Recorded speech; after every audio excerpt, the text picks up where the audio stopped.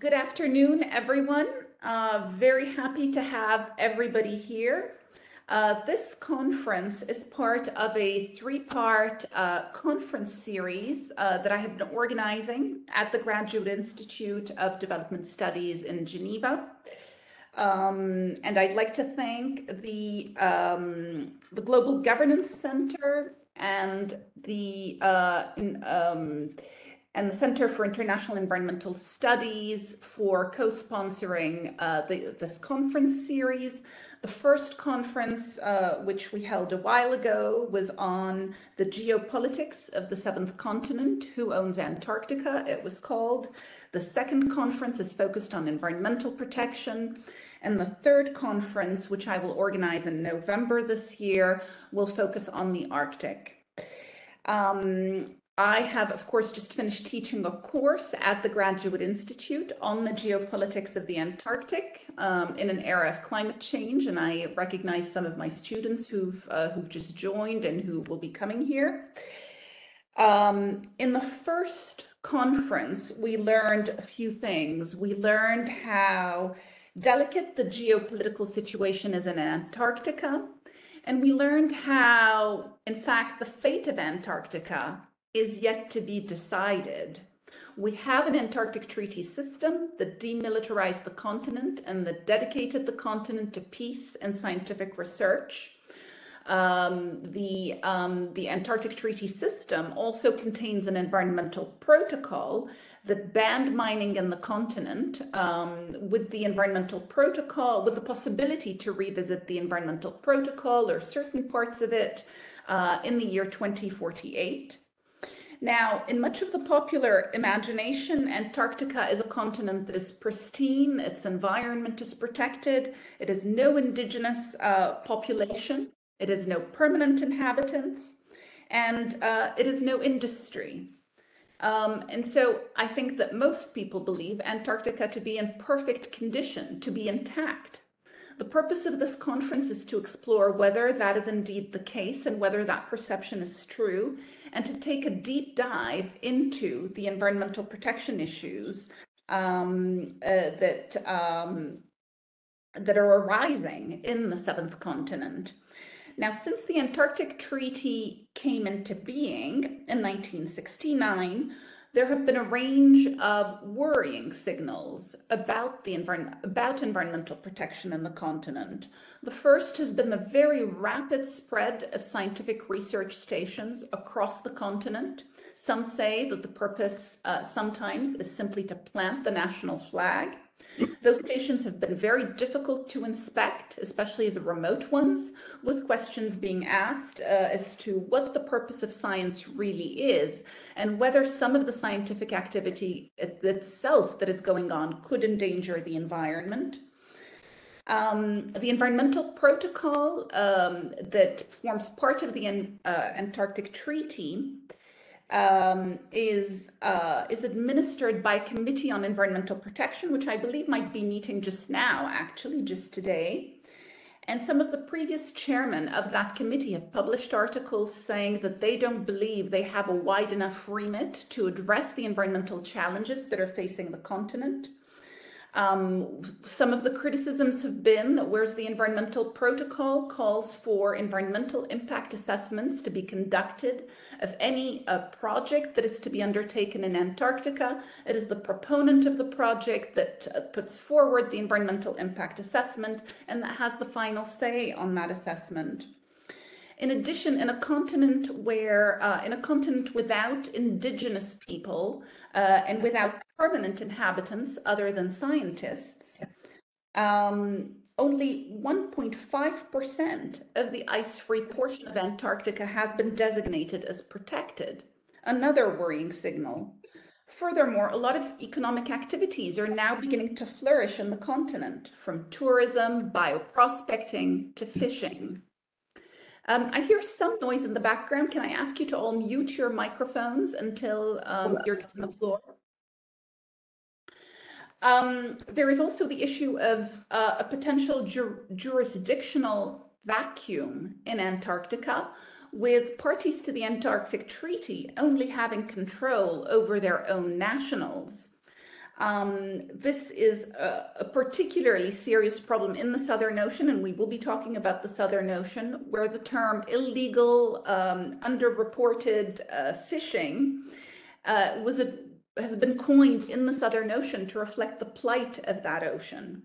So in this conference, we will take a deep dive on all of those issues. We will start with a very distinguished panel with us today.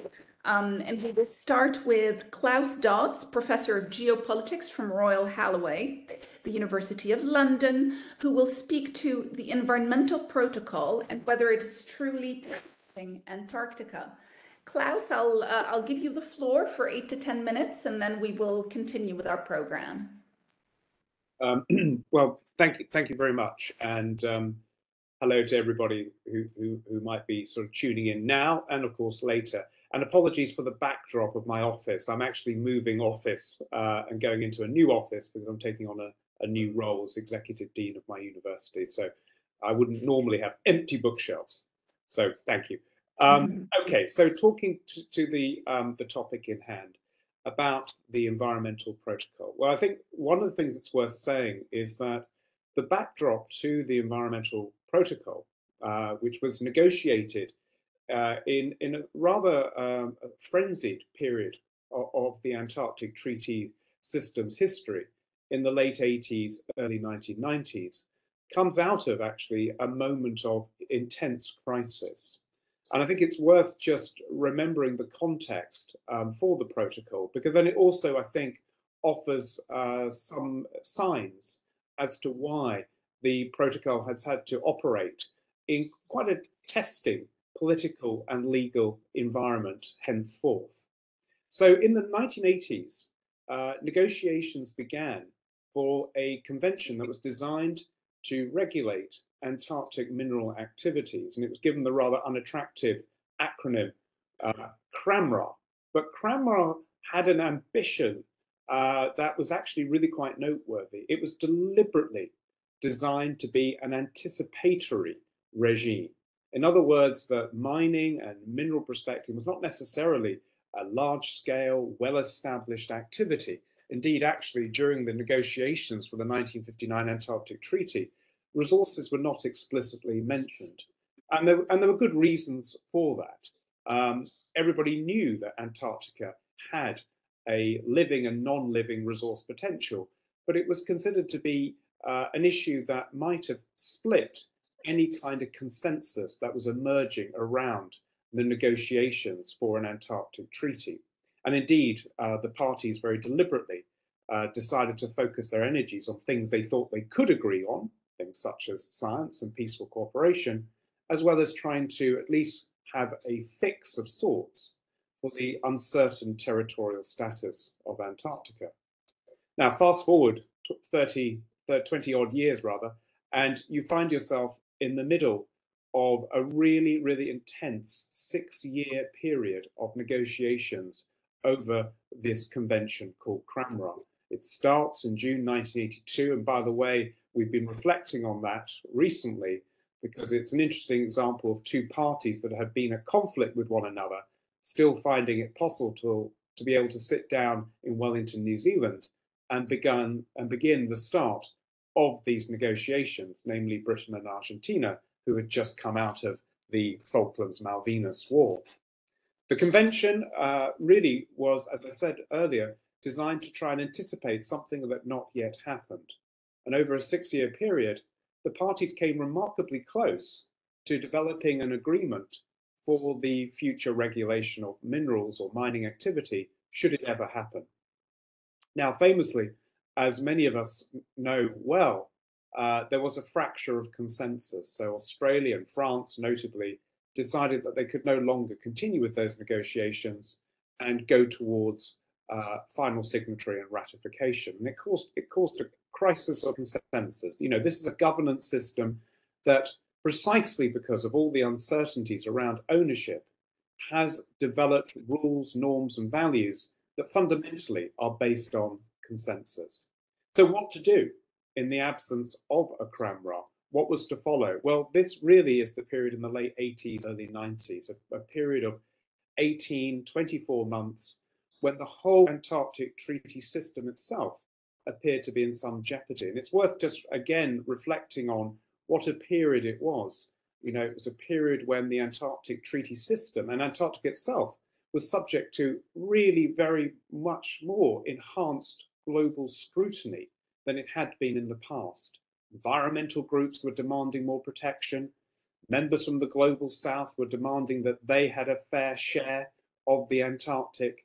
You know, it was very different to the late 50s when Antarctica, for many people, was as remote as the moon. You know, 20 years later, things were changing. They were changing rapidly. The Antarctic Treaty System parties also found they were scrutinized a great deal more in terms of information sharing, in terms of allowing the media to participate. So what comes from that crisis? Well, it's resolved in part by the generation of a protocol that puts the comprehensive protection of Antarctica at the heart of the treaty's future business. It tackles the most divisive issue in Article 7, which says that all forms of mining will be banned. It doesn't necessarily exclude, of course, geological research on Antarctica. It doesn't exclude scientific activity that might have some relevance to the mineral potential of Antarctica, but it says mining is banned. Now, one of the key things about the protocol has always been about its implementation and how it's understood. So I think two things are worth noting. Number one, the protocol was signed in 1991. It doesn't enter into force until 1998. So it takes 7 years to get to that point where it is indeed accepted as part and parcel of Antarctic treaty governance. Famously, Japan is the last to undergo that particular process. And one of the complaints made at the time was that the delay was partly shaped by Japan's irritation at the hostility it received around so-called scientific whaling in the Southern Ocean. The second thing is the often misunderstood 50-year element to the protocol. So a lot of journalists and commentators alight upon the idea that 2048, just as, by the way, it happened in 1991, when again, through a spectacular misreading, misunderstanding, or simply not reading at all the relevant documents, it was assumed that the protocol somehow magically ends in 2048. And I think, as seasoned Antarctic observers know, and I include the panel members, this is one of the banes of our lives, is seeing articles telling us that such things are about to collapse at particular calendar years. I would just simply direct readers, listeners, to the splendid work that is often carried out by seasoned Antarctic observers that points out that this is not the case. So I think one of the things we absolutely have to be very clear on is 2048 does not mean the protocol ends. It doesn't mean the Antarctic Treaty System ends. There are just certain opportunities to think about potential review and reflection. But by the way, securing change is really, really hard. So one thing I think if I achieve today is simply to make the point, and I'll end on this point so I don't abuse your goodwill, is that the protocol has many limitations, but do not please think that it evaporates or disappears in 2048. It does not. And any limitations that the protocol has, in part, are strongly related to the legal and political realities that shape and will continue to shape the Antarctic, including the Southern Ocean, as long as that Antarctic Treaty governance remains intact. Thank you very much, Klaus, for that. Excellent introduction. A follow-up question to you. So, has the protocol worked in protecting Antarctica, in your view?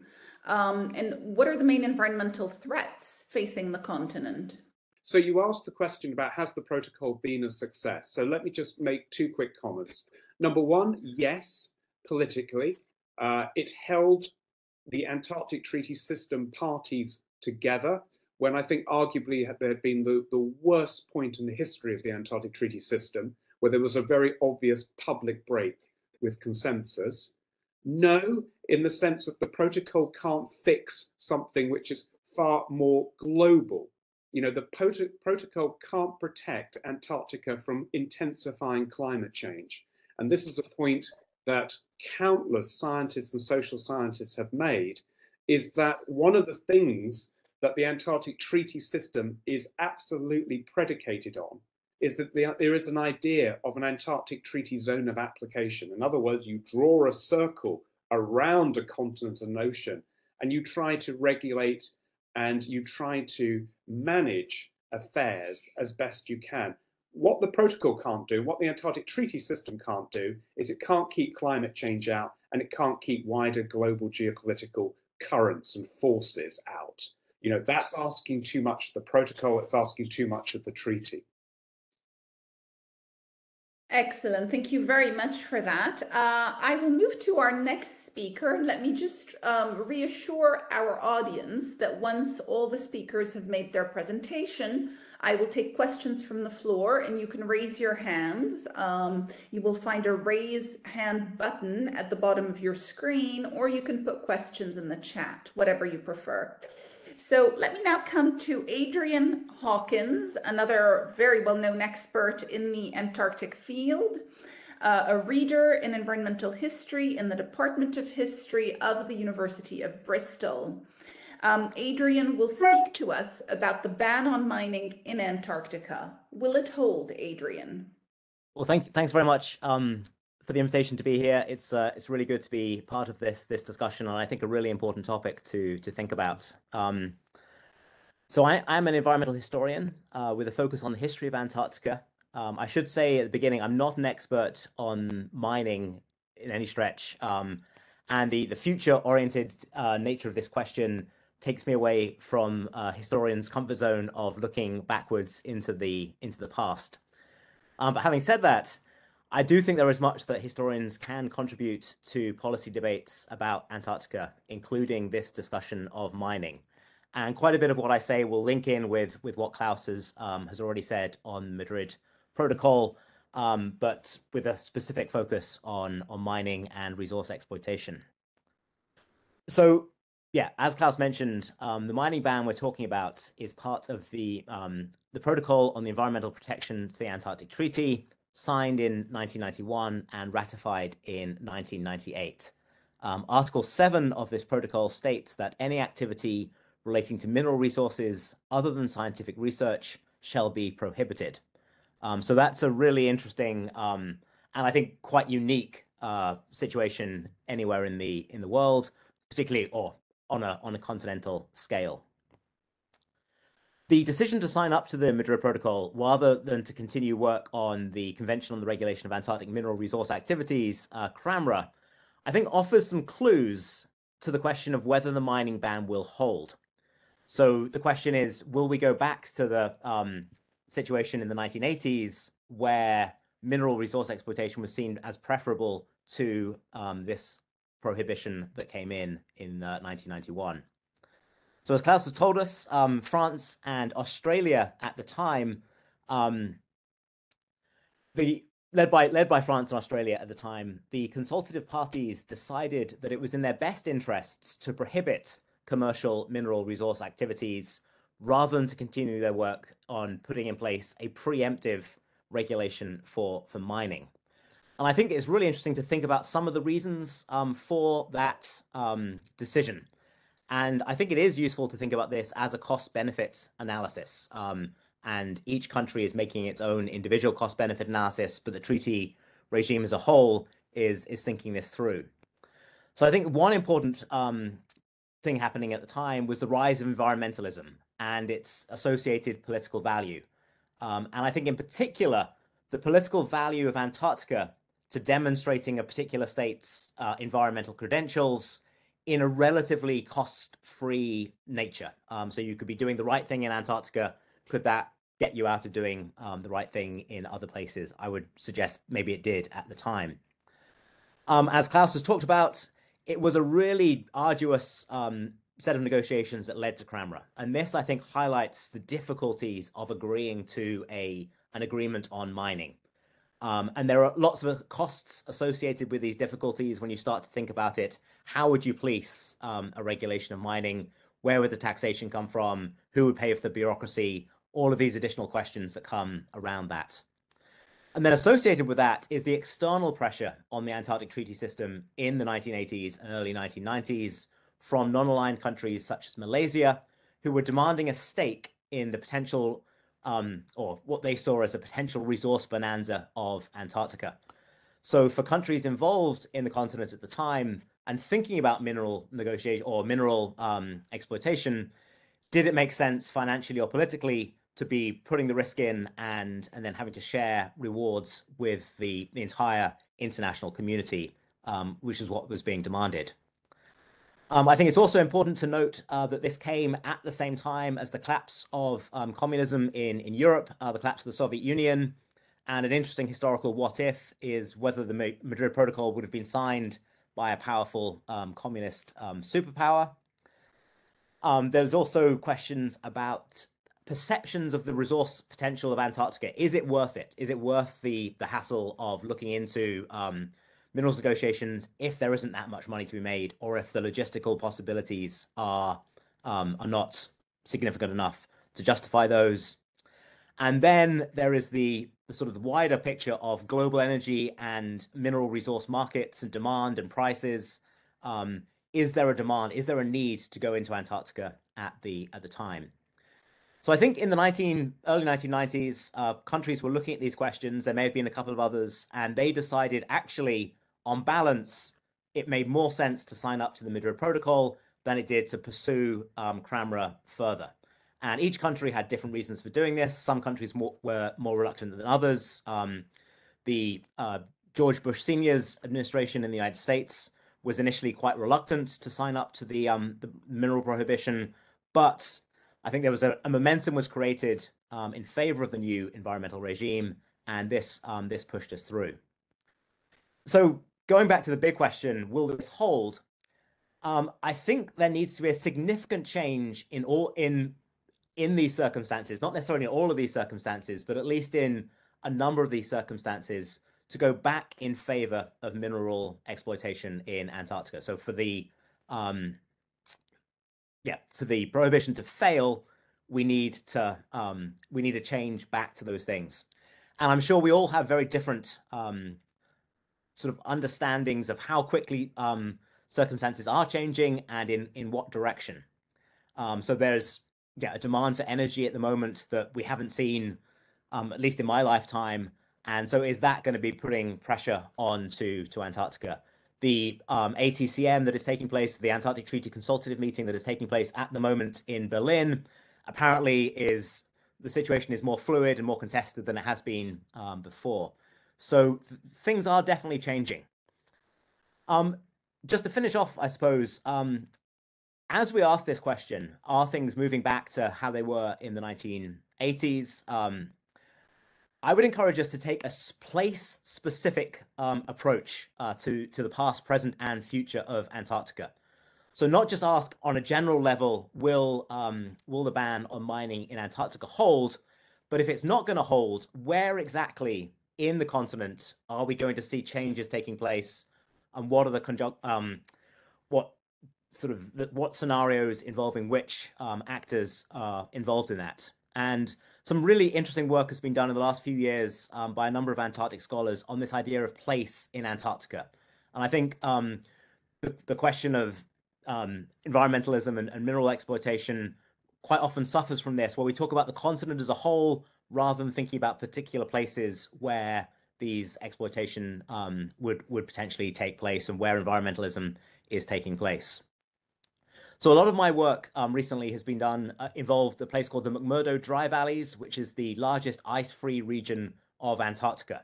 And so if you were thinking an ideal place for mining in the Antarctic, this would be up there.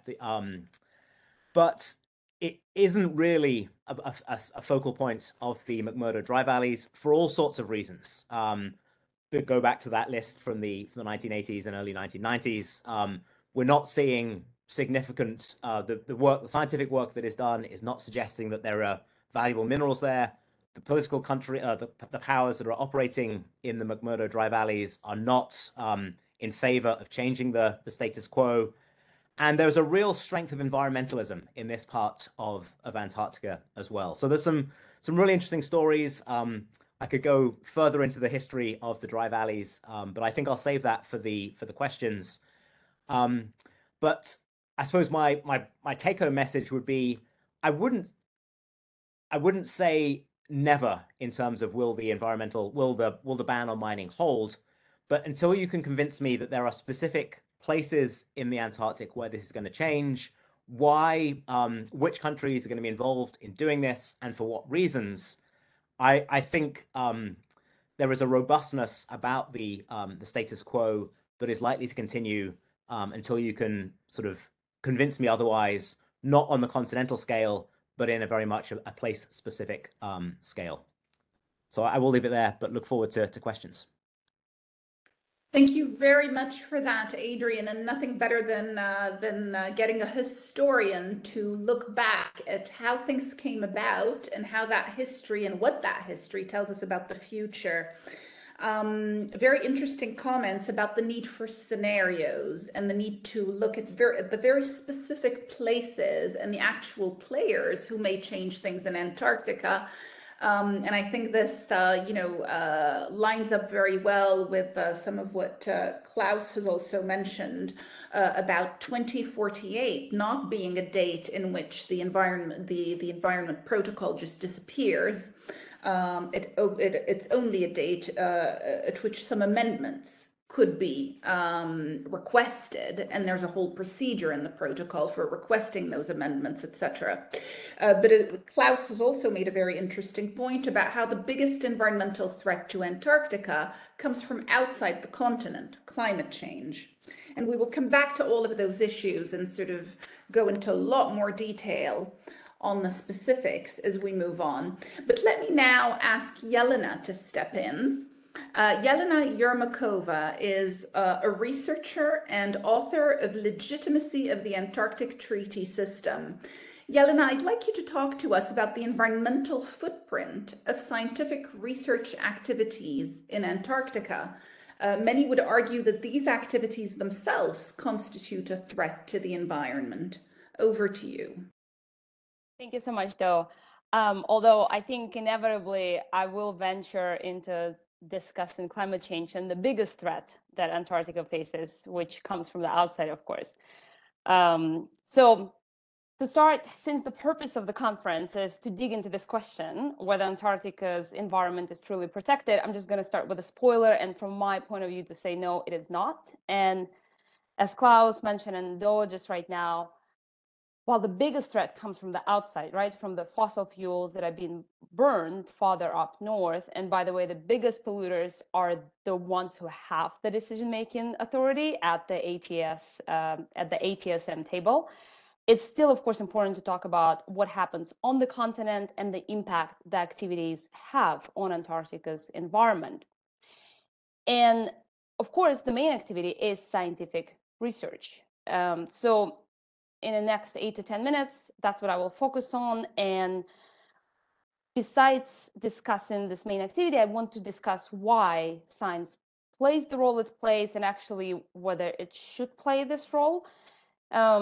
To put it a bit in the context, I'm coming from political philosophy, so I think it's just my duty as a political philosopher to question those things, and it might sound a bit idealistic, but I also want to kind of reflect on what Adrian was just talking about it. How many people back in the 1980s were thinking, while negotiating mineral convention, how many people really thought that the moratorium on mining is feasible?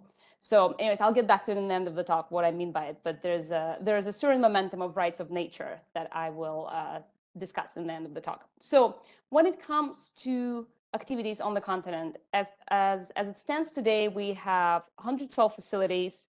They include stations, camps. Some are more permanent than others. Some stations are just summer stations, and there's also airfields. And there's only one station, a Belgian station that was opened in 2007, I believe, that is completely zero emissions facility.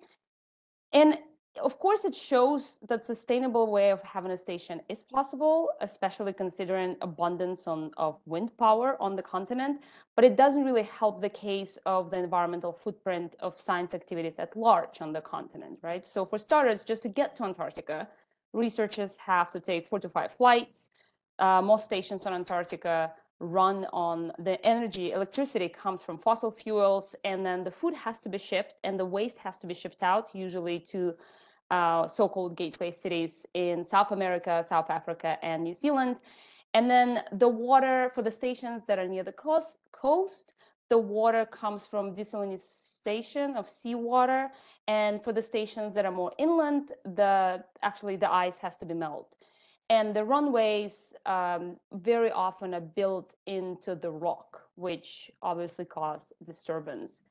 And when we go away from the stations, the actual science activities, the scientists have to use snowmobiles and use portable generators when they venture out away from the stations. And I don't want to paint the picture of scientists being evil polluters. Of course, they care about environment, but the fact is that a presence on the continent will have an ecological footprint. And when we talk about footprint, this term itself, I think, is really interesting because it has been appearing at the meetings of consultative parties, especially since the protocol was signed and entered into force in '98. There's no clear definition of what footprint actually is. There's no agreed on standard, so there's no way to apply the same standard to all the stations and to actually measure it. And of course, since the protocol was signed, there are more rules that apply to activities on the continent. But as with many international law, there is a problem of enforcement and compliance. And there was a case, not surprisingly, I guess, with Russia. There was a Norwegian inspection a couple of years ago about to inspect the runway, new Russian runway, Petrus, I think that's how you pronounce it. But the Norwegian team just couldn't land because they discovered the Russian plane simply blocking the runway. And so besides this lack of robust enforcement, the big problem is still there. We have a high number of stations on the continent. And the question really that we should be asking, I think, is, do we need that many stations? Of course, science that comes from Antarctica is invaluable. Like, we do need to do science there, but do we need that many stations? Can't we have fewer stations, but international and joint efforts? Turns out that the high number of stations per state doesn't actually correlate to a higher scientific output. New Zealand, for example, in 2012, I think it was the highest producer of Antarctic scientific papers while having only one station. And then there was another study done in the 80s over a period of 25 years where the study looked at the total number of states being active on the continent, and there were 80, and how many actually produced results such as papers, and it was only few, with the UK and the US leading. So now the reason why we have so many stations is because states, when they seek to establish a station, they're not always driven by pure scientific research goals, but by having a say in the Antarctic regime and establishing a so-called effective occupation, a presence on the continent.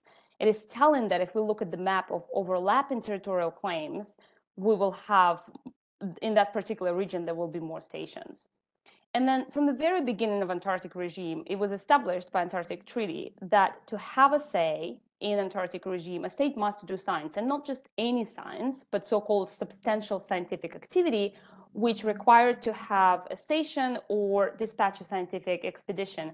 And this scientific activity requirement has been a little more flexible lately, since I think the Netherlands, no, not the Netherlands. Okay, don't quote me on that. I should have remembered. But it's good that it's became more flexible. Countries can just participate in expeditions. But in a nutshell, doing science in Antarctica means sitting at the decision-making table. And perhaps when the treaty was signed, it made sense as having science as an entry ticket because science was the main activity. But that is not so the case anymore, right? The tourism is increasing every year. And this, I think, should raise some questions, whether the criterion of scientific activity makes sense the same way it did in late 50s, early 60s.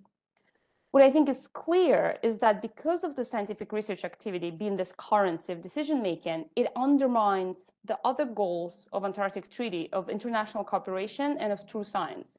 So sometimes states pursue research projects that might be less optimal from scientific point of view, but just to have presence on the continent and invest in stations to just have presence in the region rather than pursuing high-level scientific research. And if we look at research bases contributing to a state having presence, to demonstrate presence on the continent, it explains that not many states are actually interested in establishing international joint research stations. So out of 112 facilities, right now there are only 4 that have more than one state operating there. And joint bases would make so much more sense, not just for decreasing environmental footprint, but also for fulfilling Antarctic Treaty goal of international cooperation. And another point of lack of this cooperation I want to highlight is search and rescue capabilities in the region. The more activity there is in the region, of course, there is more risk of accidents that might lead to environmental damage. And so we need a really robust search and rescue system in place. And that requires transnational cooperation among what is called gateway to Antarctica cities, which are cities in Argentina, Chile, South Africa, Argentina, and New Zealand. And there was a report in 2019 that highlighted it. The findings were that there was actually no regional cooperation. It was rather this fragmented system. For example, a high-level emergency, like if Argentina would say this is a high-level emergency, for Chile it wouldn't be so. So of course, when a joint effort is needed to respond, this would cause delays in providing help. And when it comes to land-based emergencies on the continent, there is no one unified system of all the contexts to call for response. And I have a quote here from Director of National Antarctic Center in Ukraine, Diki. I just want to read it because it sums what I'm talking about, I think, really well. So conducting polar science, according to him, is, beginning of the quote, a maintenance of an outpost for future generations. Effectively, it is a claim to membership in the club. This is not a question of prestige, but of the future distribution of resources. End of the quote. This was translated by me, so if there are any, like, the outpost, but I thought that was as closest as possible. The way he used it, it was more like a fortress when he was interviewed. So I think one has to wonder whether the system that on the one hand encourages and actually requires to do science, to be active and present on the continent, and on the other hand, commits itself to protecting the environment, is actually trying to achieve 2 goals that are contradictory to each other. So thinking about the road ahead, if there are flaws in the current system, are there alternative options, how the ATS functions, and most importantly, who gets to decide the future of Antarctica? Several options been suggested. Doa, in her book, Battleground for the Seventh Continent, suggests looking at Svalbard, a Norwegian archipelago, which has quite an interesting case of so-called limited jurisdiction. International Seabed Authority, which governs the mining of deep sea minerals, or potentially in the future, has also been suggested for a more democratic regime. The problem with both of these models, I think, is that it takes for granted exploitation of resources. And I think if we really talking about environmental protection of Antarctica, where we should be looking at, and that was the point I raised in the beginning, is this rights of nature projects and initiatives and movements that have been getting momentum. And I think maybe, okay, 20 years ago, it sounded a little like tree hugging initiatives, but since 2008, Ecuador was the first nation where people voted to have a new constitution that would give nature, like mountains, rivers, a legal enforceable rights. And then we have cases of rivers in New Zealand where they got granted legal personhood, so they can actually be represented in court. And there is an initiative called Rights of Antarctica. It's a bit of a selfish promotion. I'm part of the initiative, but the goal of the project is to create Rights of Antarctica Declaration. And practically speaking, the goal is to have Antarctica represented as an entity at the decision-making table of the ATS, and more importantly, at COPs, at other global fora. And this leads me to the last point I want to make, is that the biggest threat, yes, it's important to talk about what happens on the continent, but the biggest threat comes from what happens outside of Antarctica.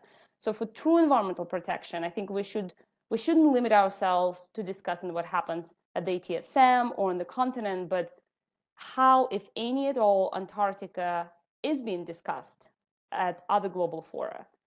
And to drive the main point home, I think we should think about Antarctica being this biggest open air laboratory to a ticking melting bomb as it is today.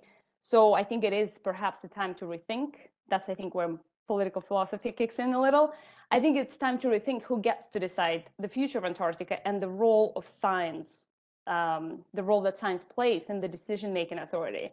And I think as a result, this might end up with less activity on the continent when the science doesn't have this function of currency of decision-making authority, and hopefully to more action in the global climate negotiations, because that's really, I think, where it's most important. Thank you very much. I hope this was under 10 minutes. Jelena, this was outstanding. Thank you so much. I think you've taken us straight to the ground in Antarctica and to what is happening there. You mentioned that there are 112 facilities with only one station that is zero emissions, that we need to be looking at the ecological footprint of the stations. And right you are, and indeed that quote from Ukraine about some of the stations being more to do with the future distribution of resources and the sort of setting of a claim in Antarctica, I think is spot on. We have, a range of views now already on the table that the biggest environmental threat to Antarctica is climate change. It comes from outside the continent, but we also have the view that we need to be looking at what is happening on the continent today, which is a whole lot of scientific activity and stations, research stations being positioned everywhere, more stations than science being produced. And so we need to be looking at both pictures as we discuss environmental protection in Antarctica. What is happening outside the continent and threatening it, but what is also happening inside? I think we need to be looking at both elements to develop a realistic understanding of what is happening there. Thank you for that, Jelena. I'll now move to Sean Pryor, who will take us to the Southern Ocean. Sean Pryor is shipping advisor in the Antarctic Southern Ocean Coalition, and Sean will be speaking to us about shipping in the Southern Ocean and wider environmental concerns. Sean, over to you. Thank you, Dara, and thank you for inviting me to come and speak today. I do apologise, I have a dog asleep in the background and I hope she's not going to snore too loudly. But if you hear snoring, I promise it's just the dog. Just quickly, I'm going to start off with a little bit about ASOC and who we are. I represent the Antarctic and Southern Ocean Coalition, which is a coalition of environmental non-governmental organisations that have observer status at the Antarctic Treaty Consultative meetings and also the meetings of the Commission for the Conservation of Antarctic Marine Living Resources, or CAMLR. Our work focuses on many of the major threats to the Antarctic continent, islands and the Southern Ocean, perhaps not all of them, but many of my colleagues are actually participating in the annual meeting of the Antarctic Treaty Parties taking place in Berlin this week. Our priorities include the global climate crisis and its impact in the Antarctic, also the development of representative network of marine protected areas throughout the Southern Ocean, which is an important focus for the discussions this week in Berlin. The regulation of Antarctic fisheries, in particular krill and also toothfish fisheries. And in fact, it's worth noting, I think, that the Convention for the Conservation of Antarctic Marine Living Resources is sometimes known as the Krill Convention. And also other activities such as tourism, bioprospecting, that have both already been mentioned this morning, today, and also shipping, which I will focus on. Shipping may not initially seem like such an important issue as climate change or the establishment of marine protected areas, but all of the human-based activities that take place in the Southern Ocean involve ships. Admittedly, a few of the annual visitors to the continent will arrive by plane, and some of the research stations have small airstrips, as we've heard. And there are a few tourists as well that will travel by air. But the vast majority of people visiting Antarctica, whether to undertake research, the resupply of research stations, as tourists, as bioprospectors, or as fishers, will arrive and leave by ship. And in many cases, they will never leave the ship. In terms of the impact that shipping has on Antarctica and the Southern Ocean, it may not be as significant as climate change or overfishing. And the aim of the work that we and others do is to try and keep it that way. I think it's worth just taking a quick look at the type of shipping in the Southern Ocean, because it is very different to other oceans of the world. It can be divided broadly into cruise ships, yachts, fishing vessels, research vessels, and resupply vessels. There are a few other odd ships, reefers, fuel supply vessels supporting the fishing fleet, but largely it falls into those 5 categories. As I said, this is very different to the other oceans of the world, largely because there are no trade routes in the Southern Ocean. So there's no cargo trade routes. Sometimes vessels also double up. For example, a cruise ship might carry a research team, and research vessels often act as resupply vessels.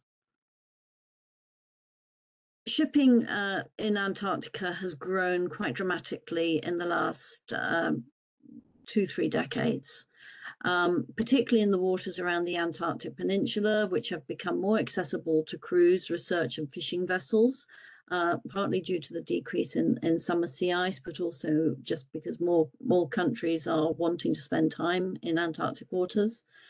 And there are areas that perhaps have been within reach for some time, but they are now becoming accessible earlier in the season and for longer than has been possible in the past as the ice cover is changing. Shipborne tourism along the Antarctic Peninsula has grown exponentially since the late 1980s. It peaked at over 46,000 visitors in the 2007-2008 season. After that, the numbers dropped off for a little while, but then they peaked again in the 2019-2020 season, which is the last full season pre-COVID, with over 400 voyages involving around 75,000 visitors. The numbers of yachts sailing to Antarctica is also increasing. Yachts don't tend to carry as many people. In fact, they don't carry as many people. And they also have a habit of perhaps being a little bit less rigorous in terms of applying the using the permit system or following the permit system. In the last season, 2020-2021, we're just coming to the end of a further season since then, but in 2020-2021, which is still in the COVID pandemic era, 43 yachts were cited or reported as having an intention to sail to the Antarctic, and around just under 20% of those were unauthorized. The number of fishing vessels operating in the Southern Ocean has also been steadily increasing over this same time period. Shipping of all sorts has a variety of different impacts, and I'm not going to be able to go into all of them today. Obviously, the biggest risk is around oil spills and discharges of oil, particularly in the vicinity of wildlife haul-outs and breeding areas. They also discharge or can discharge chemicals, sewage, grey water. Grey water is the water that comes from showers and from kitchen galleys. Garbage, including plastics. And they're also responsible for emissions to the atmosphere, some of which are climate warmers in their own right, carbon dioxide, black carbon, which is particularly a threat when it's emitted near to snow and ice. Sulfur and nitrous oxides, sulfur oxides and nitrous oxides. Another pollution from ships includes underwater noise and invasive species. One thing that is important to recognise is that international shipping safety regulation has been developed globally, largely for the purposes of commercial cargo and passenger ships. Yet in Antarctica, apart from the cruise ships, most of the shipping doesn't fall into this category. Very broadly, ships can be divided into solar ships, that's ships to which the provisions of the Safety of Life at Sea Convention, that's a global convention, apply, and non-solar ships, so those to which that global convention does not apply. However, when it comes to environmental protection or marine pollution prevention specifically, the International Shipping Convention addressing marine pollution, which is known as the MARPOL Convention, applies in most cases to all ships. There are some exemptions around sewage. But before I go into more about the global conventions, I just want to touch on the environmental protocol, and in particular Annex 4, which is responsible for addressing prevention of marine pollution from shipping. It covers discharge of oil and noxious liquid substances, which are generally chemicals, garbage and sewage, and also contains provisions around the design and construction and manning of ships and the equipment on board, and preventative measures and emergency preparedness and response measures in the event of an accident. It is, however, now somewhat out of date and does really desperately need updating. And at the same time, the MARPOL Convention, the Global Convention controlling marine pollution from ships, has been significantly further developed and evolved. There is another problem too. The provisions of the Annex 4 of the Environmental Protocol can really strictly only be applied to the ships flying the flag of Antarctic Treaty parties. However, there are some ways in which it can be made to be relevant to other states as well. For example, if a party, through the permitting system that applies, was to require a ship, perhaps I'm just going to pick countries out of the air, but a Croatian ship flying a Maltese flag, neither a country of which is a party to the Antarctic Treaty, but another country could require them to meet the requirements of Annex 4 of the protocol through their permitting system. But it's a much more convoluted path, but it is possible. Moving on, the way, what has changed in recent years is that the International Maritime Organization, which is the UN body responsible for regulating global shipping, has developed and adopted a polar code, an international regulatory mechanism instrument that applies specifically for ships in the Arctic and the Antarctic. And this now is the primary regulation for Antarctic shipping. It consists of two parts. Part A, which has both regulatory and recommendatory measures, focuses on safety, and it involves things like the construction of ships, stability, navigation, communications, life-saving equipment, and importantly, voyage planning. However, it only applies to the solar ships, so the commercial cargo ships and the cruise ships. Part 2 again has both regulatory and recommendatory provisions, but it is applied through the MARPOL Convention, so it applies therefore to all ships, and it very much mirrors the different annexes to the MARPOL Convention. There is work currently underway at the IMO to try and extend Part 1, the safety side, to the non-solar ships, so things like fishing vessels, yachts, small cargo ships. But at the moment, it's looking like most of the extension of those provisions will only be developed and adopted as guidelines for the non-solar ships, so they won't be mandatory. However, there is an exception to that in respect of navigation and voyage planning provisions, which will or should be applied in a mandatory way. Hopefully, those provisions will be adopted later this year. The guidelines were adopted last year and should now be being used, but the mandatory aspects on navigation and voyage planning still have to be adopted by the IMO.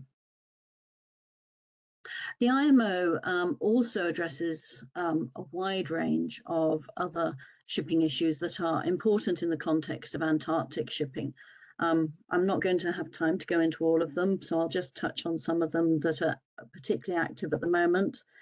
In relation to marine plastic litter, there is an action plan being developed and implemented that focuses, amongst other things, on discarded lost fishing nets and microplastics in ship wastes, both of which are important in the context of the Southern Ocean.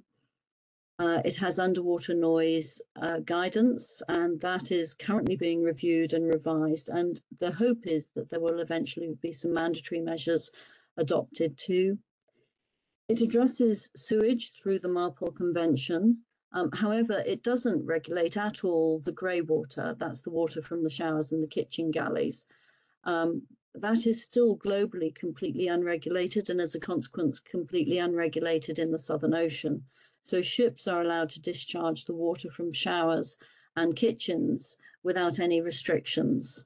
And when you think about the large cruise ships that operate in the Antarctic, that is a real concern.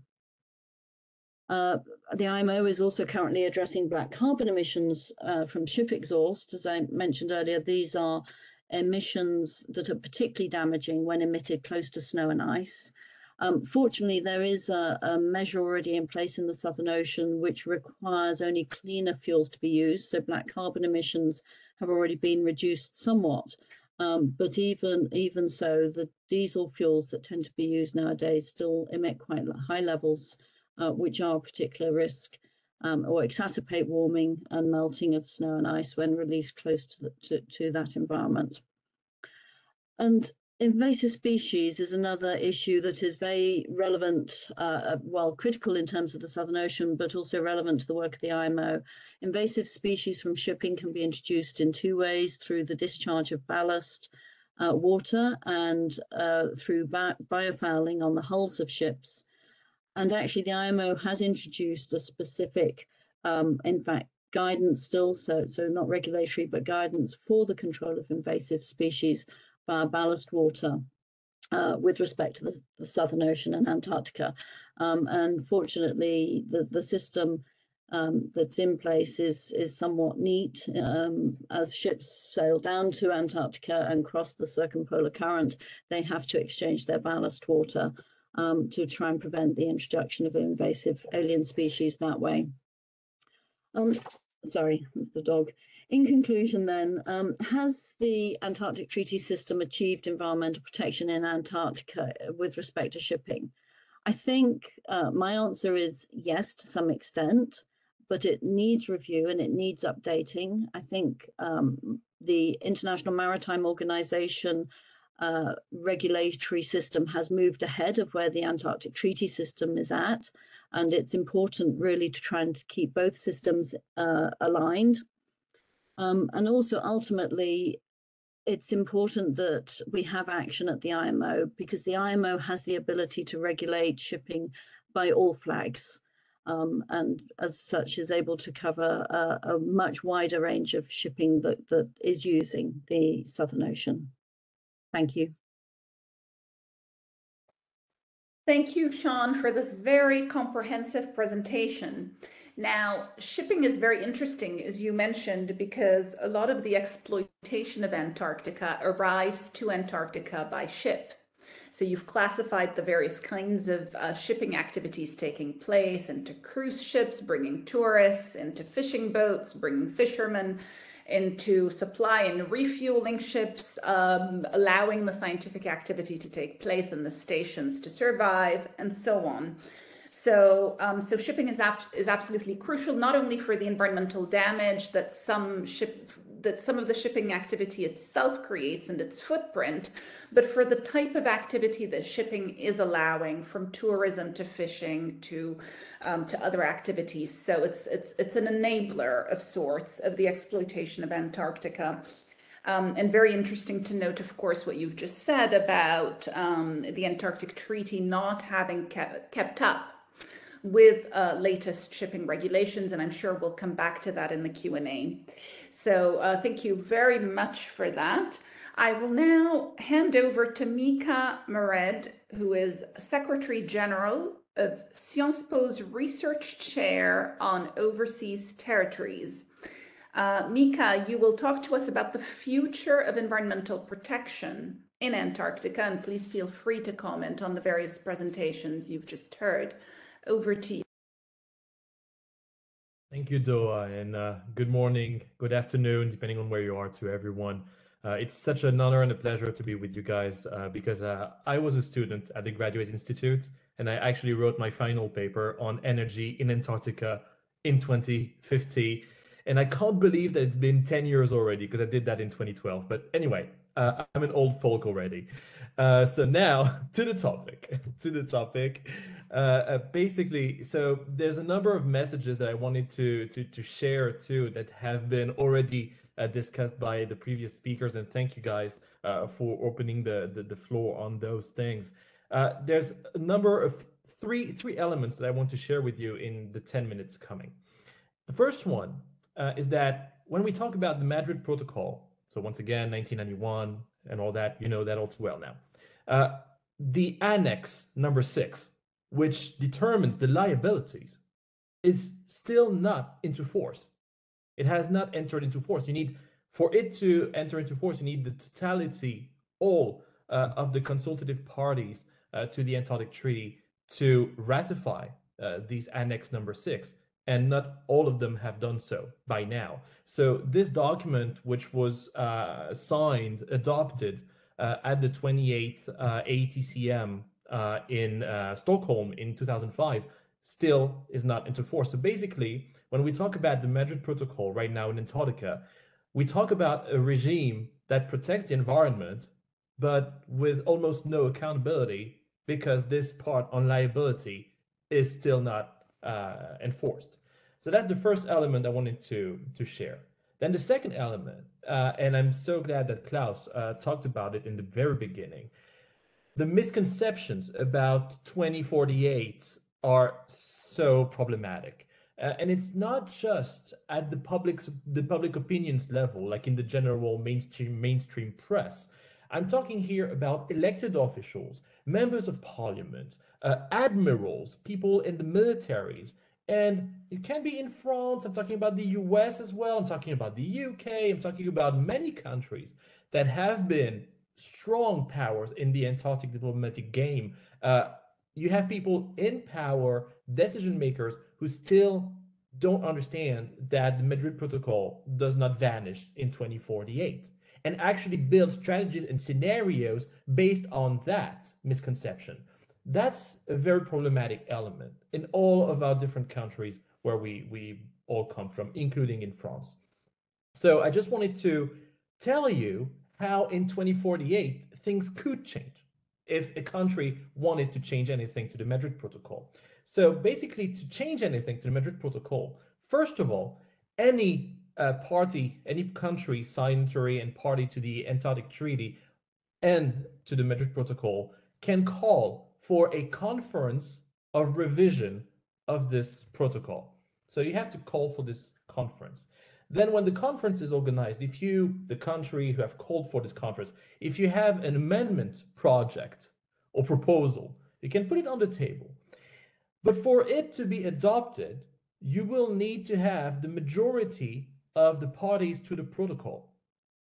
So at this point, we have 40 parties to the protocol, so you will need to have 21 parties signing this amendment. First condition. Second condition, you will need to have the signature of all consultative parties at the time of the signature of the Madrid Protocol. So in 1991. So in 1991, you had 26 consultative parties to the Antarctic Treaty. Ukraine was not part of it, Czech Republic was not part of it, and Bulgaria was not part of it either. So you had 26 out of the 29 consultative parties that we have now. So you need to have all of them signing the amendment and then ratifying the amendment. Because if one of those parties, 26 parties, doesn't ratify the document, the amendment, under a period of 3 years, under a delay of 3 years, then basically any party to the protocol can call for this amendment to be purely and simply cancelled. So when you understand that, you realize that this Article 25 of the protocol, the Madrid Protocol, that organizes the post-2048 period, so to speak, is so robust from a judicial point of view, from a procedural point of view. It's so robust that actually it will be super hard, super complicated to have anything changed in this protocol. And when I build my scenarios today, I really don't see how these 26 countries would come and align, have shared interests in basically changing anything in this protocol when 2048 comes. So I think the protocol is pretty robust. But what that means, and that is one of the main risks that I know many scholars and diplomats as well have already identified, and NGO activists as well, is the fact that not the fact that the Madrid Protocol would change, but the biggest risk would be to have a group of countries powerful enough or foolish enough, reckless enough, but with strong and aligned interests to basically opt out of the Madrid Protocol. That is the main risk for 2048, but actually even before 2048. We've seen Russia, including the exploitation, or at least the exploration of natural resources in its 2035 Antarctic strategy. We've seen Russia again with Rosgeologia doing some studies on the Antarctic shelf, offshore, of course, back in 2020, and calling it scientific so that it could fit under the Article 7 of the Madrid Protocol. So we've seen that happening. We've seen how it's been working on, or actually not really working with regards to whaling as well, and the way Japan has twisted the law to basically allow itself to fish whale in the Southern Ocean or close. So basically, opting out of the Madrid Protocol or of the ATS altogether is not a scenario that is delusional at all. And this is something we need to pay attention to, because if you ask, for example, French diplomats or Australian diplomats, what they will tell you is that maintaining status quo in the Antarctic regime right now is a hard thing to do. And this status quo will be maintained only and only if legacy players such as France, Australia, and maybe others work hard to maintain it. If they don't work hard to maintain it, status quo will not be maintained just by itself over the next 30 years. So that's a second element I wanted to share with you guys. And then my third message would be to look up into the outer space. So look up to the outer space. Why? Because basically, from a neo-institutionalist theory point of view, if you look at the way the governance of ownership of materials extracted in the outer space is being constructed at the moment, you will see a lot of parallels, a lot of common interest, players, and ways to act between what's happening up there and what's been happening in Antarctica. So just to make it more clear, for those who are not really familiar with space geopolitics, or cosmopolitics as some call it now, basically you need to look at the October 2020 Artemis Accords.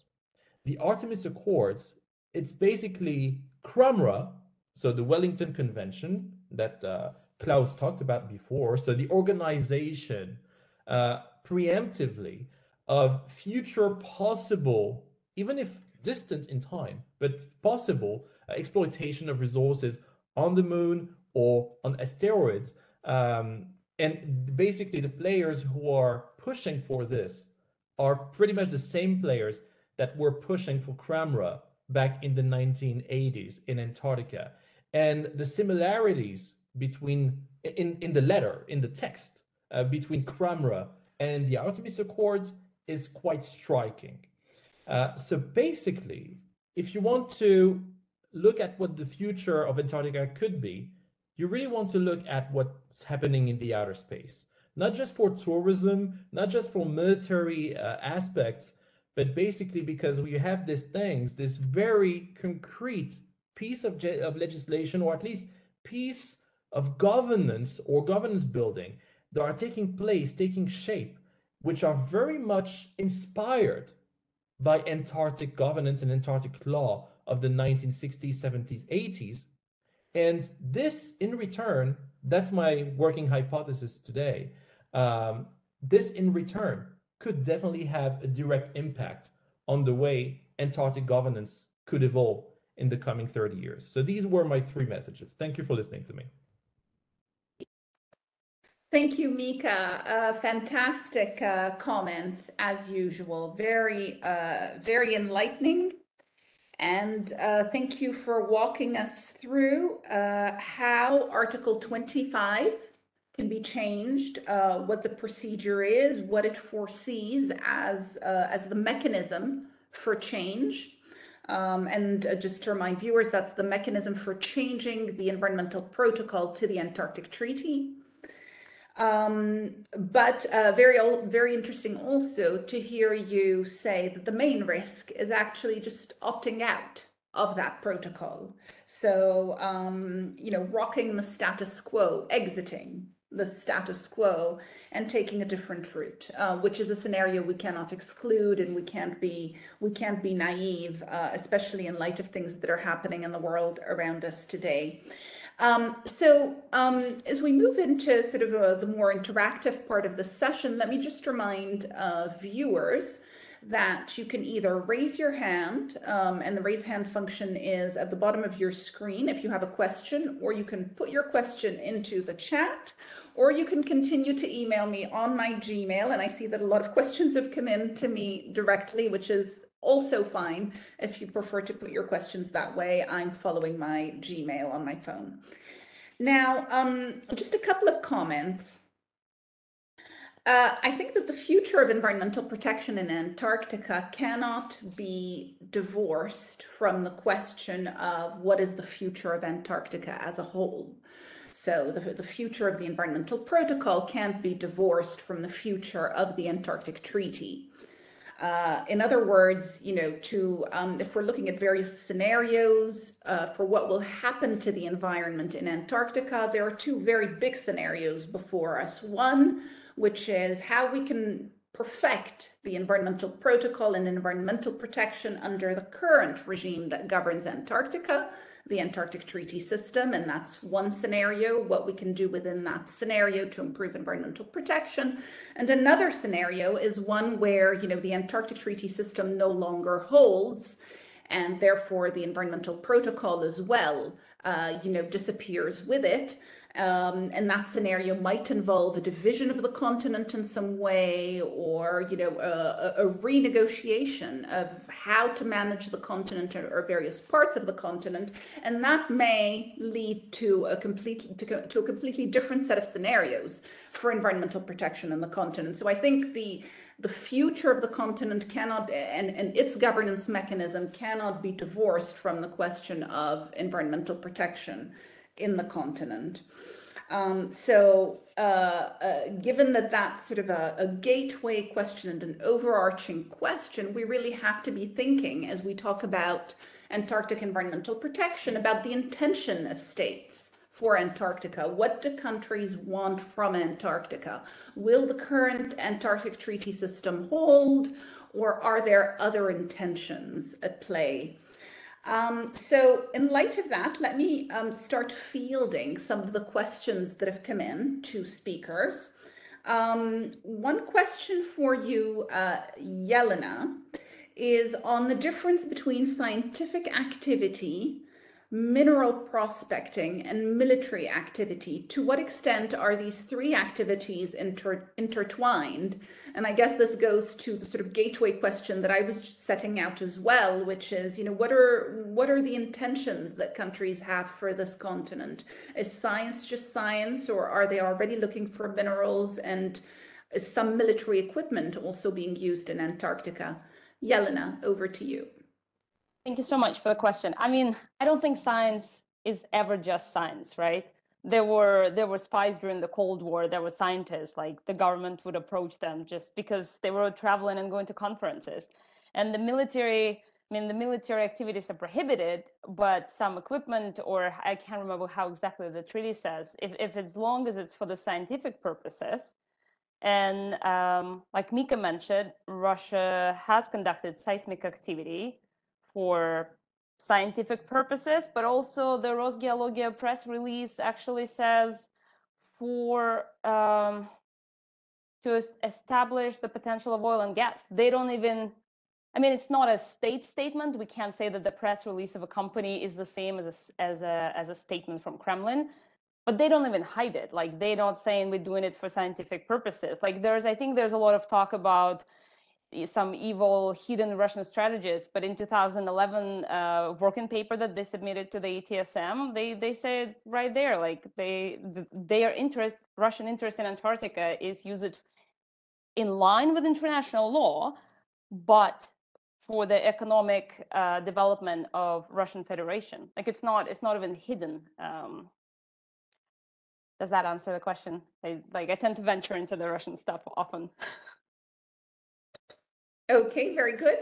I'd like to give the floor to Klaus on the same question, but also to put another question to you that has come in. Just a second, I'm taking a look at it.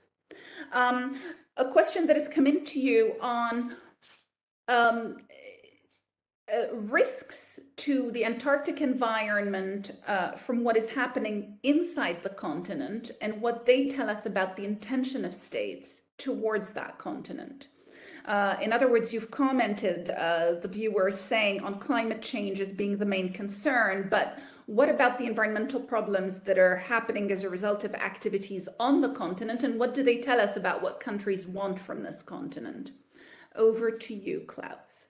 Yeah, so I think that's a really interesting question. I'd probably sort of highlight a couple of things. Number one, of course, is that some countries associated with the Antarctic Treaty, often claimant states, want to present themselves very actively as environmental stewards.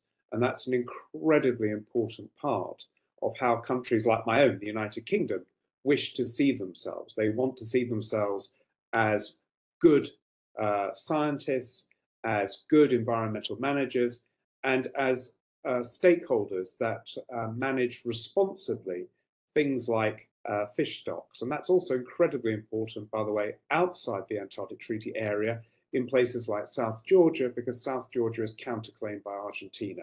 So these things matter to claimant states. They also mean occasionally, of course, it limits or frustrates those claimant states. So colleagues know only too well the fiasco over the runway proposal at Davis Aerodrome involving Australia. And in the end, I think, Australia say no to the runway because they realize that in order to hold the moral high ground, they have to say no to something that might make sense strategically, given that they have to share that part of the Antarctic with Russia and China, because they're worried that their environmental credentials will suffer unduly.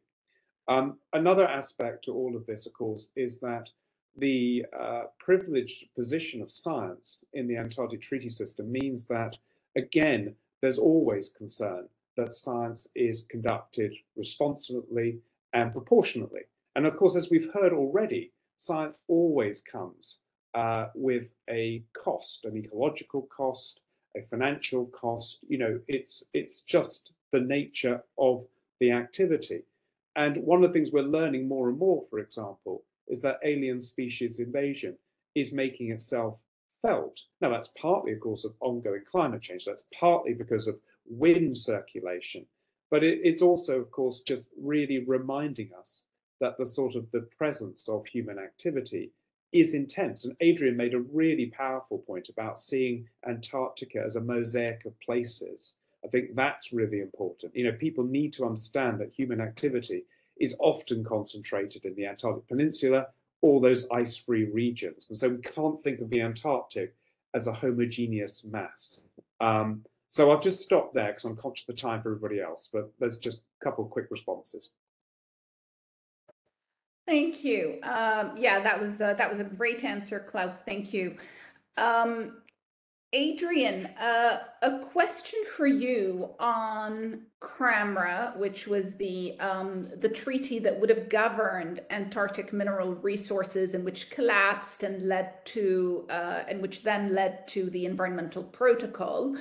A viewer is asking whether CRAMRA was so bad after all. And in fact, his question is reminding me of when I interviewed Michel Rocard, one of the, he now passed away, unfortunately, but he was a prime minister of France. And when I interviewed him about CRAMRA, with which he was closely associated, and he was closely associated with the birth of the environmental protocol, he told me that CRAMRA was one of the best environmental treaties ever developed. So that's how he saw it. What is your view about CRAMRA, and do you think it may come back? Yeah, it's a really good question. And yeah, fully agree with that idea that the negotiators of CRAMRA were thinking about this as an environmental treaty. There's a helpful in American English a division between conservation and preservation, with preservation being associated with national parks and conservation being associated with the national forests in the United States, where resources can be extracted. And I think you could apply that sort of division to thinking about the CRAMRA as a conservation policy, and then the Marine Protocol as a preservation, sort of trying to just prohibit. It's a little bit more complicated than that, but it's two visions of environmentalism in lots of ways. I think it's what the Antarctic Treaty should have been doing. They were following. It makes perfect sense that a treaty to govern Antarctica is trying to think about what challenges they will face in the future and preemptively deal with those challenges. And then I think a few things change. So you had the Exxon Valdez oil disaster in Alaska in the late 1980s, and I think that actually had quite an impact. At the same time, there was a Argentine ship, the Bahia Paraíso, sank in the Antarctic Peninsula and spilled quite a bit of oil in the pristine waters of Antarctica.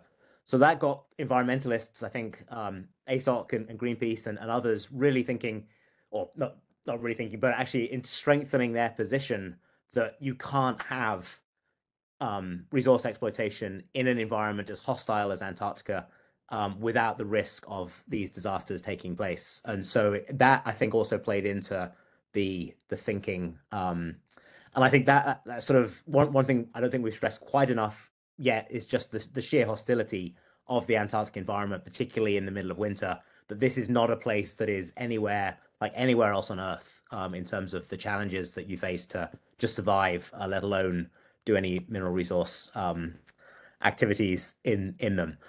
So the question of whether it can come back, again, I'm a historian enough to say anything can happen in the future. And you could certainly see a scenario where you sort of if a country or group of countries were to leave the Marine Protocol or the Antarctic Treaty, the sort of the rebuilding of that, what does that look like, and the reconstruction of that. And I imagine that there's another, it's a slightly different point, but it goes back to what we were talking about just before, that there's a paradox as well, that the scientists are often the ones who are playing a major role in developing environmental protection. So there's a sort of self-justification for doing science because you're protecting the environment, but you're also the ones on the ground damaging that environment, which I think sort of plays into this bigger question of conservation and preservation. But yeah, I would definitely see it as a conservation measure. It played out differently because of the historical circumstances, and yeah, let's see what happens in the future to see whether something like that comes back. Thank you for that. Indeed, very powerful words. There were two competing visions of environmentalism, you said, and I think that that for me is a major takeaway from what you said. I'd like to, Yelena, you have your hand up. Did you want to comment on this specific issue? And if so, please go ahead. Yeah, I just have a quick follow-up to add to Adrian's answer about revision of CRUMRA. Besides the environmentalism, right, there was a General Assembly called in consultative parties to establish moratorium on mining because until the time where all the states of international community would be included in such negotiations. So the CRUMRA also lacked this equitable sharing. So I think if CRUMRA, if anything like CRUMRA were to be revised, it would have to involve more states compared to very exclusive VIP negotiations. And then the second point is, when we talk about CRUMRA, right, like with climate change and environmental concerns, reviving it because of oil and gas, like it already faced environmental criticism in the 80s. So I think it's, if anything, it would be because of the minerals, right? And we can only estimate, and it has been estimated that it's most likely copper, platinum, and iron, and we have copper in abundance in different continents. It's really just iron in pretty low quality, so it's really just platinum. And then would be going for mining for just one mineral of platinum. That is, it is a game changer for big batteries, but it's like in the end, it's cost benefit analysis, right? And it's, yeah, thank you. Mika, let me give you the floor on this question, and then there's a question from a viewer to you, but I'll just allow you to answer that first, to sort of respond to that discussion first. Thank you so much. Just building up on Adrian's and Yelena's points, definitely the only business model that you could envisage at this point, based on the USGS 1991 report on minerals in Antarctica, would be iron exploitation, because together with renewable-based hydrogen production locally, you could possibly envisage a business case for green iron and then green steel, basically produced either in Antarctica or on the nearby continents or whatever. I'm not sure any of us on this panel this is a scenario that we would like to see happening. But if any business case were to happen, at this point, the only working business case that I see happening is this one. But regarding CRUMRA specifically, just in 1 second, basically, the idea behind CRUMRA, when they signed it, was that you needed to have, for CRUMRA to enter into force, the 16 consultative parties at the time needed to all ratify CRUMRA for it to basically enter into force. And in the meantime, while this ratification process was going on, Article 62 of CRUMRA said that until this ratification was completed, a strict mineral exploitation moratorium would apply. So basically, at the time, it was already considered, going back to Adrian's point, CRUMRA is more of a preservation document than a full 100% conservation document, if I understood you correctly in your American English, dear Adrian. I think it would be the other way around in the American term, but yeah, the distinction is the important thing. And the other way around, you got it. Excellent. Mika, while we have you, there's a question from a viewer about why the protocol on liability never came into force. You mentioned in your comments, the viewer is saying a lack of accountability. So what does this tell us? Why has it not come into force? Will it ever come into force? It's quite simple. People have signed this annex number 6 to the protocol in 2005, but until then, well, there was no strong diplomatic efforts apart from a few countries to actually push the signatories to actually ratify this annex. So basically, when you look at the way annex number 5 took more than 12 years to enter into force, and some countries, signatories to the treaty or to the protocol, are still right now in the ratification process of Annex 5, then basically you can think that Annex 6 will only enter into force, if it ever enters into force, in 10, 15, or 20 years. I mean, I'm not optimistic regarding this, because the political inertia in all of the different countries is strong, and is stronger now than it used to be 15 years ago. So is that inertia reflective of a desire to not protect Antarctica and to not have an enforceable environmental protocol? I don't think so. Well, in Russia, you can think of this as the explanation. In some other countries like China, maybe, but frankly, if you take European countries, in Europe, we would be, I guess, in Belgium, in Italy, in many countries in Europe, we would be in favor. And we have actually put a lot of diplomatic capital into pushing others to ratify this Annex number 6. But the problem is, this is at the very, very bottom end of the priorities of the different governments that we have in Europe. It's a technical document. It's a document, this Annex number 6, that has to go through Parliament. Parliamentarians don't understand what Antarctic geopolitics are about. There are plenty of very, how can I put this, inward-looking policies right now, talking about environment, energy transitions, and so on. This is at the top of the pile. Annex number 6 of the Antarctic Protocol is very at the bottom. So it goes after everything else. And that's why you lose time, and that's why it's still not entered into force in countries like ours, for example. So that's very useful to know. So it's not necessarily an intention to not protect Antarctica, but it is exactly what you said, political inertia, with there being a range of other issues on the international agenda. Sorry, please go ahead. And if I may, just one point, there are also countries, and France is part of that, that, for example, now are not on par in terms of environmental norms regarding their own scientific stations in Antarctica. And basically, maybe they would be held liable. That's also an element that needs to be taken into account. Okay, thank you for that, Mika. Sean, there's a question for you on shipping. You mentioned that the environmental protocol has not kept up with latest international shipping regulations.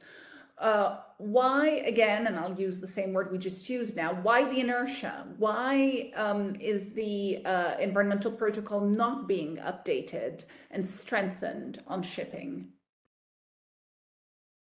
Thank you. Actually, I think that follows on very neatly from what Mika was just saying. I think that the problem is that the agendas are just huge, and getting things to the top of the list, the top of priorities, is really, really tricky. And I've certainly over 15 years, no more than that now, probably, well, over 15 years, watched the Antarctic Treaty Consultative parties say, shipping, no, leave it to the IMO. And then the IMO has its huge agenda and is looking at it and thinking, well, Antarctic shipping, we need a good steer from the Antarctic countries, the Antarctic Treaty parties. And so it's just this sort of hot potato situation. It doesn't ever get to the top of the pile, I'm afraid. We have tried to bring it to people's attention, but it needs a real groundswell of support. A lot of countries calling for change, for updating. And it's probably not just Annex 4. I can imagine some of the other areas of the environmental protocol are somewhat out of date nowadays as well. But I think it's that. We need political will, and we need time and space to be able to do it. Thank you. Thank you. Thank you, Sean. Okay, so time and space and political will. So I guess what you are all hinting at is that Antarctica is not at the top of global priorities. In some ways, the international agenda is loaded. Now, what I've transmitted to the panel were some of the questions that I received on Gmail. There are a lot more, but let me take the question from Arthur Amelot, who has his hand raised and who's had it raised for a while. So please go ahead, Arthur, and then I'll continue with the other questions that have come in. Hi, can you hear me okay? Yes. Perfect. My name is Arthur Amelot. I'm a French postgraduate student specializing in Arctic affairs and governance. Hi, Mika. I would like to thank you for this gripping presentation. Now, I would like to come back more thoroughly on the issue of tourism that has been touched upon briefly, tourism in Antarctica. Several issues come to my mind with regards to this topic, notably participative science, or the need for an international harmonization of tourism regulations. About the latter, it seems from what I've heard that Antarctic regulation takes place currently step by step. Do you think this governance building mechanism is enough to face growing tourism in Antarctica, as well as the growing competition, offers, and willingness from tour operators and individuals? Thank you very much. Let me put that question to Klaus. Klaus, would you want to comment about tourism? Yeah, no, thank you very much for the question. And it's always intrigued me. Let me answer it indirectly. It's always intrigued me that we've actually never had a convention on tourism.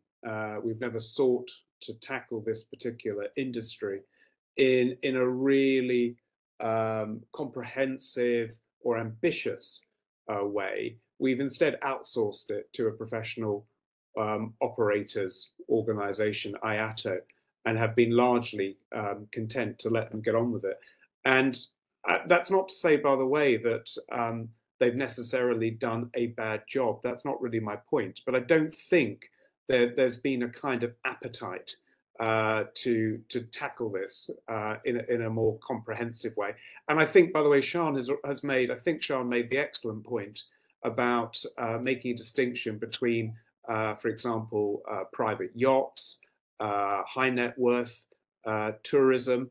It's quite amazing actually what all kinds of well-paid executives get up to with their private jets and other sorts of facilities.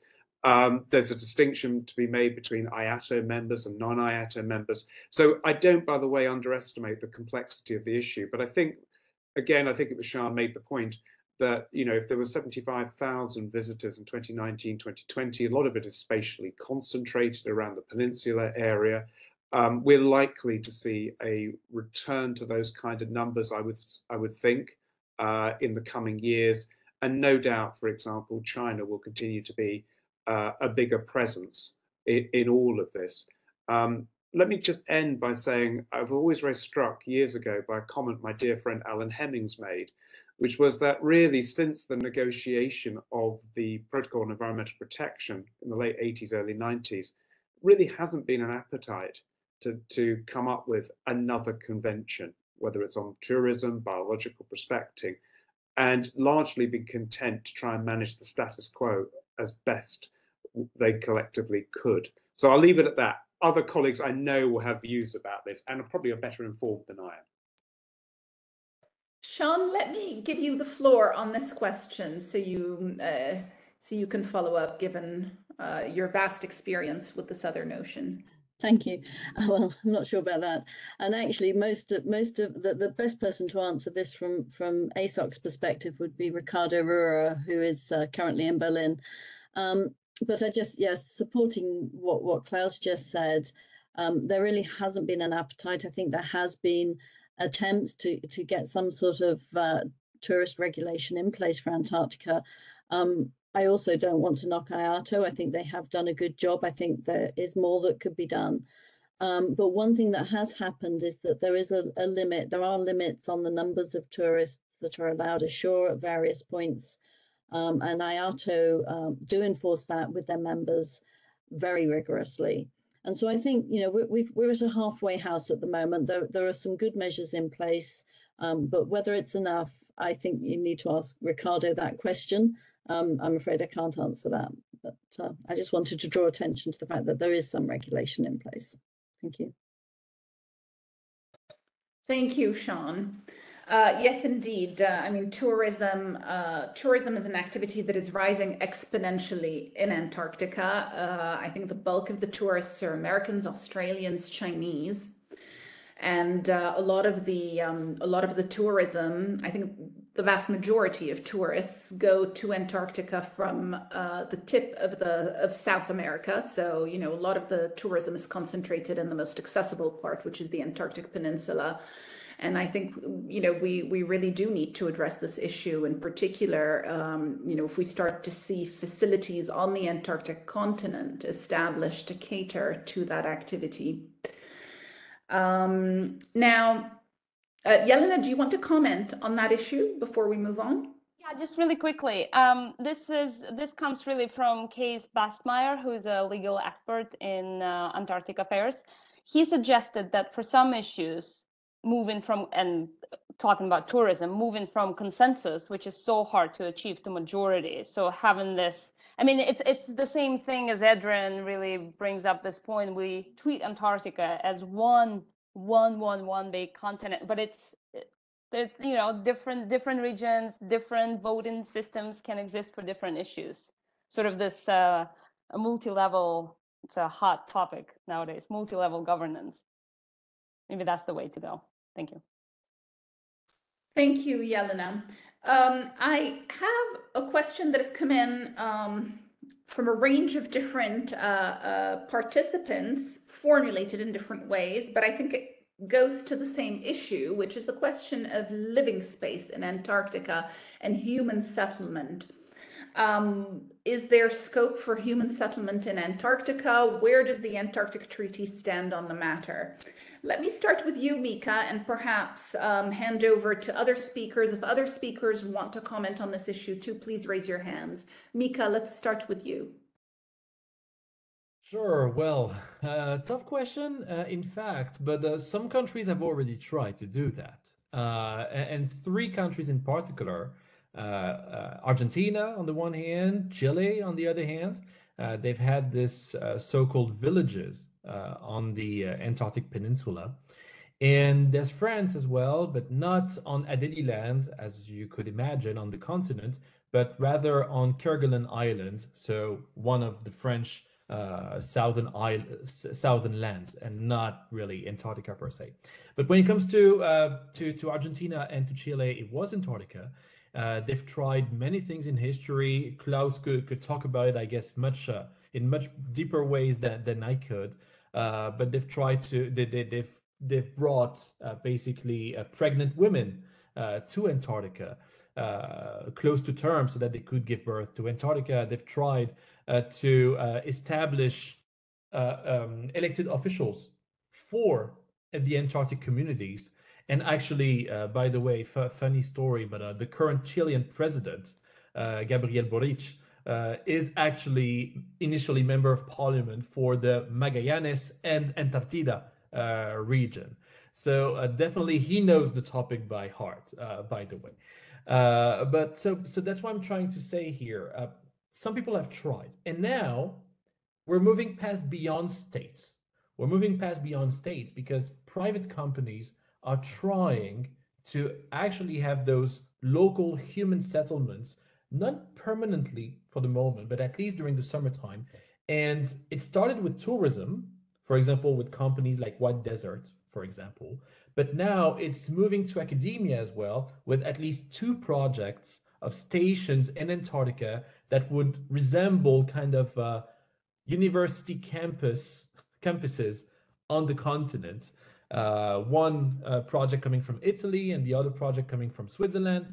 And basically these 2 projects are they're trying, even if it's out of goodwill, they're trying to alert and contribute to science in Antarctica. But what they're actually doing at the same time, and once again, I'm not trying to name and shame, but what they're doing at the same time is contributing to the normalization of human presence in Antarctica beyond scientists. So definitely this trend is growing, And it's not just about tourism, or it's not just about trying to exert sovereignty in the way the Chileans or the Argentinians tried to do it in the late 70s and 1980s. Klaus, did you also want to comment on this issue? Mika, you finished speaking, correct? I think my video has a lag. I can't tell when people finish. I'm done. Over to Okay. you, London. Yeah. Thank you. Yeah, I'd only just offer a couple of things in addition. I think number one, I don't know if colleagues agree with me on the panel. I've been really struck by a kind of re-enchantment with cold weather, extreme environment architecture. There's been a really interesting slew of articles, exhibitions, reportage, really celebrating and lionizing the sort of avant-garde design of Antarctic stations or what might yet come. And it sort of reminds me of debates in the recent past that were often, fascinated by whether mankind, or now humankind, I suppose, would be able to live under the water, flourish in space. And there just seems to be a sort of return to that kind of ethos. Much of it, as Mika says, driven as much by countries that want to see themselves as pioneers, but also, again, high net individuals, often working in cahoots with private tourism. Yes, there has been all kinds of experiments to, if you will, indigenize human communities. And that was really the point about Argentina's quest in particular, to make sure that Emilio in particular, his birth in 1978 was widely celebrated as somebody who was just born in a curious sort of way in another part of Argentina. So I think it's often speaks volumes in terms of what countries, stakeholders want now in Antarctica, but also how they might be thinking in the future. And I know other colleagues will have views about that as well. Adrian?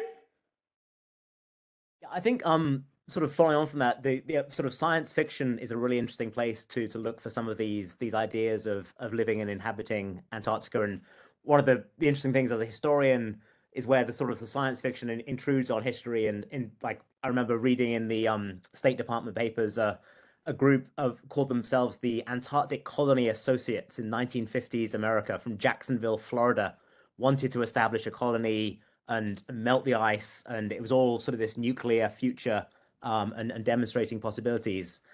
I think sort of connecting back to the tourism question, I think the what Chile and Argentina are doing is clearly to demonstrate their own sovereignty in Antarctica, but it's also quite a subtle challenge to this idea of the primacy of science and the continent for peace and science, as is tourism, and both tourism and settlement offer different models for Antarctica, which I think we can attribute to that some of the sort of the reluctance to really engage with some of these questions, because once you start doing that, you do open science, or you'll potentially marginalize the role of science in Antarctica that is dominant for the last 60, 70 years.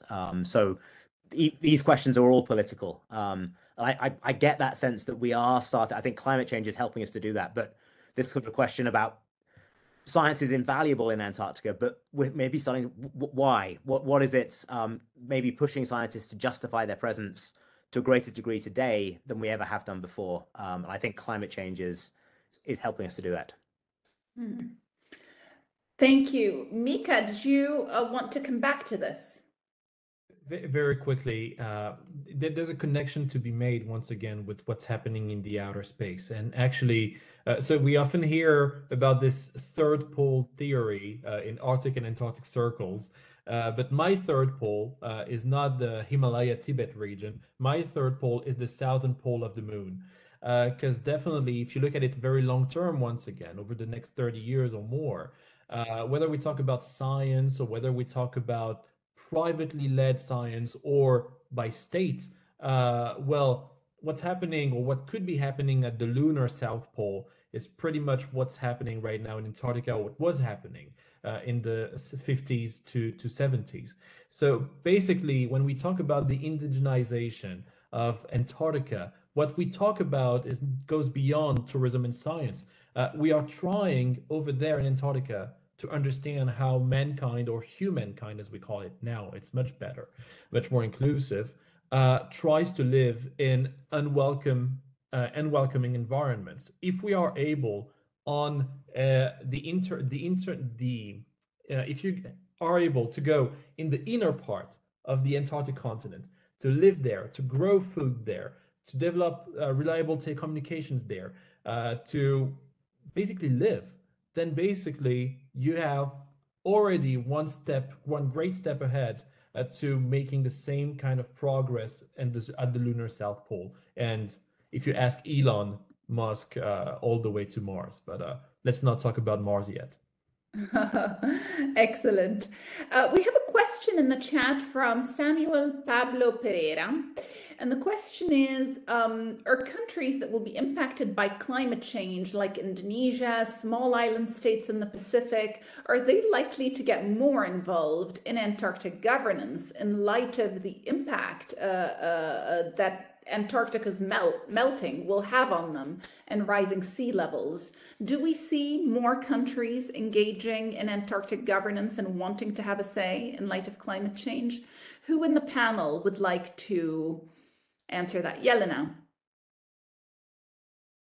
Well, I think they have been, because if we think, they've been very active in the UN negotiations. And if we think about Antarctica melting, it's not the small island nations participating in the ETSMs.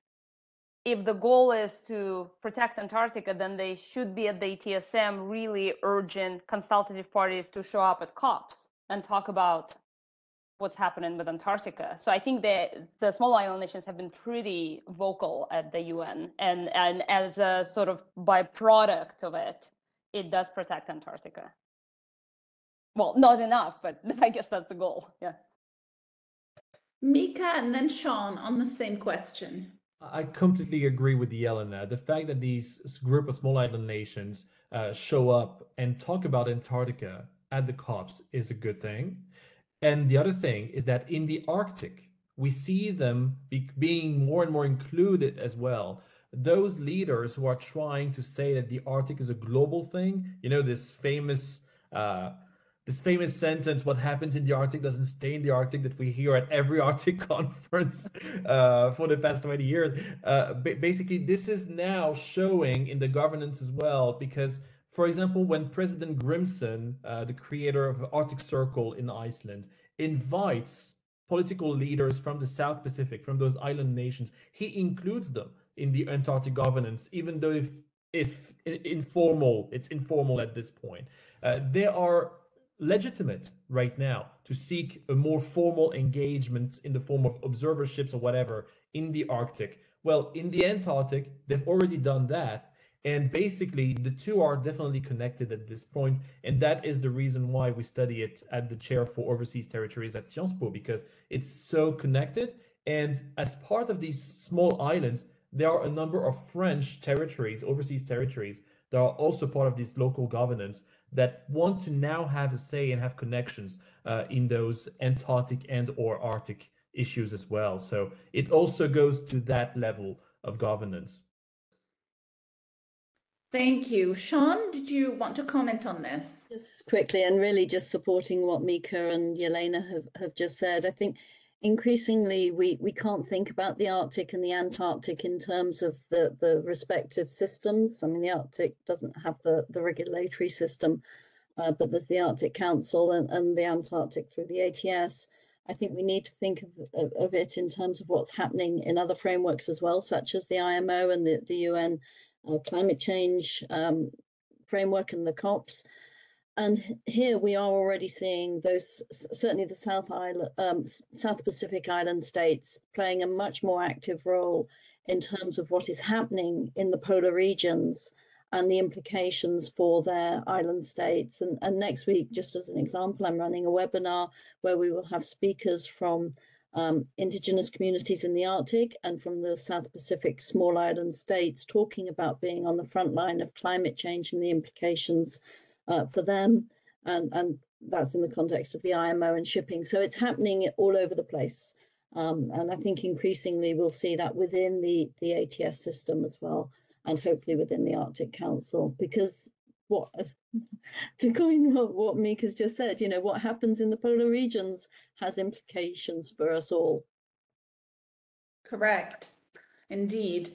Klaus, did you want to comment on this issue? I also saw that you put something in the chat about Indonesian scientists in the Antarctic. Over to you. Yeah, no, it's just two very brief things. Number one, countries that you might not expect to be interested and active in the Antarctic are, and as Sian makes the excellent point, they can be involved in all kinds of ways in lots of different forums. But there's a very simple logic here, which is that Antarctic and the Arctic are no longer seen as circumscribed, circumpolar spaces. Increasingly, we use terms like global Arctic, global Antarctic to make that point, that they leak, they're diffuse as political, cultural, geographical issues. And I just wanted to highlight Indonesian scientists have been working with Japanese colleagues and carrying out research in Antarctica. So again, it's just a sign that Antarctica is even more so opening up to global engagement. Second thing is complete reversal of the 1950s when the Antarctic Treaty was being negotiated. Parties actually were really, really keen to make sure the membership didn't get too large. So we shouldn't forget that the Antarctic Treaty says that if you want to become a consultative party, we made this point earlier about scientific stations, when that treaty was negotiated, the bar was set high and substantial scientific research or activity was not really defined. And there was no interest whatsoever in allowing lots of members from the global south to become members. So that's also an interesting point to think about where we are now. Very interesting indeed. Thank you for that. Now, unfortunately, we've come to the end of this meeting. I, of course, have a lot more questions that are coming into my Gmail, but it's been a 2-hour conference, and I think it just, the number of questions speaks to the need to have more of these meetings. The questions that were unanswered that I haven't put to you and that we didn't get to, just so everybody knows, revolved around the issue of sovereignty and jurisdiction and their impact on the environmental protection of Antarctica. So perhaps we can get to these questions in a sequel to this meeting. Now, I just want to thank everyone. I won't try to sum up, but I think what we've heard here is that Antarctica is, of course, facing climate change in full swing, and it will be impacted by climate change, a phenomenon that it itself has no control over. So it's being impacted by what is happening in the outside world. At the same time, there are activities happening on Antarctica that are governed by, some of which are governed by the Environmental Protocol, some of which are not, like tourism, that have an environmental impact.